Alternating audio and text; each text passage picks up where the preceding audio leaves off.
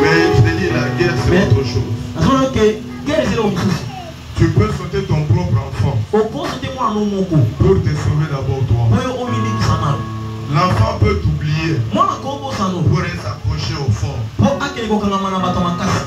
Tu peux perdre tout ce que tu avais déjà. Mais la vie reprend à zéro.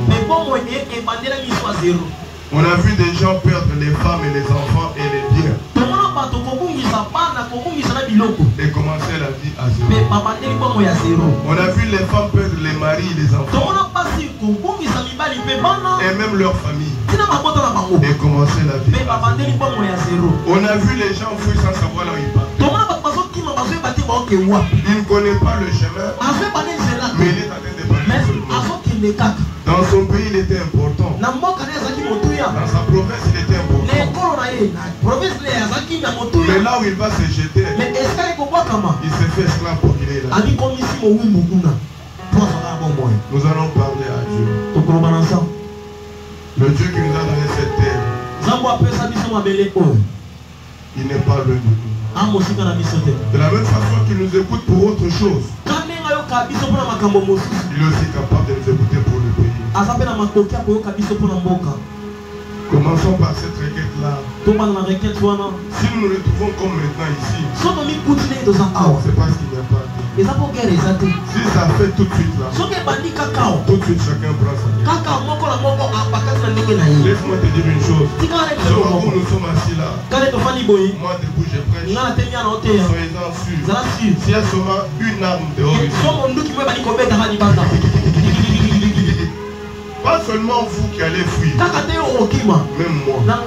C'est chacun dans son sens. Je te pose la question. Nous qui avons laissé les enfants à la maison, par exemple, nous allons fuir pour aller vers les enfants, ou nous fuyons pour nous sauver.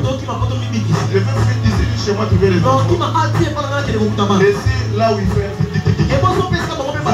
vont fuir vers ici. C'est chacun qui parle dans son sens. Je t'invite à fermer tes yeux. Que l'affaire du pays te fasse mal.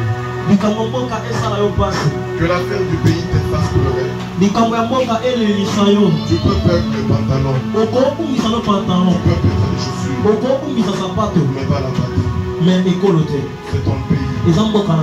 Parmi les cadeaux que Dieu t'a donnés, le meilleur cadeau que tu as, c'est la patrie. C'est la patrie. Si tu es prêt même pour aller à genoux, si tu es prêt pour rester debout, mais ne soyons pas. Soit on est debout, soit on va à genoux. Choisissez la position que vous trouvez dans l'arbre. Nous allons pleurer. Ne pensez pas que Dieu ne va pas faire. La Bible me dit un jour, Néhémie, pas qu'on a détruit la muraille de Jérusalem. Alors que ce Néhémie-là mangeait avec le roi, il servait le roi, mais il était esclave. Il s'est dit, même si je dois manger bien ici, mais mon peuple là-bas, mais ma terre là-bas, non, il faut que j'aille. Il a réuni le courage et il est allé pour rebâtir la muraille de Jérusalem. Je veux que le mot de ce matin touche Dieu. Nous allons lui dire, c'est toi qui nous as donné ce pays. Ne permets pas qu'on le ravisse. Ne permets pas qu'on nous combatte. Ne permets pas qu'on fasse de nos esclaves.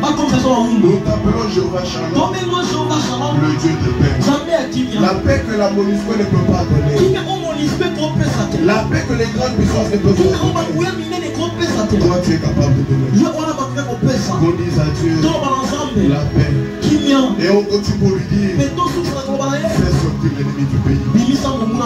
Que Dieu écarte l'ennemi du pays.